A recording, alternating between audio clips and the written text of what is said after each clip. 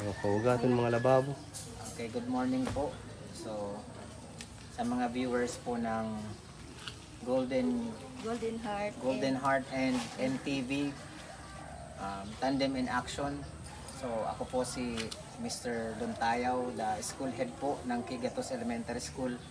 So, ito po, makikita po ninyo, ito po yung dapat na project namin for drinking and washing facility po ng Kigatos Elementary School. Because po ng nakaraang mga bagyo, so ang Kigatos po ay binisita ng sobrang lagpas taong tubig. Kaya yung mga materials na dapat gagamitin po para sa pagpapatayo po ng drinking and washing facility ng aming school ay na-wash away po.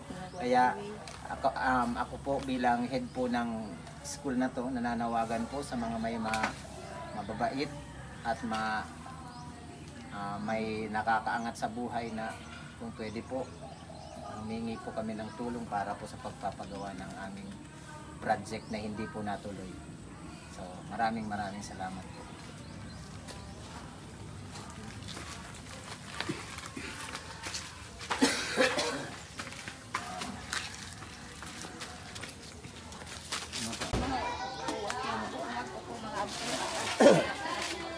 Salamat po kaninyo.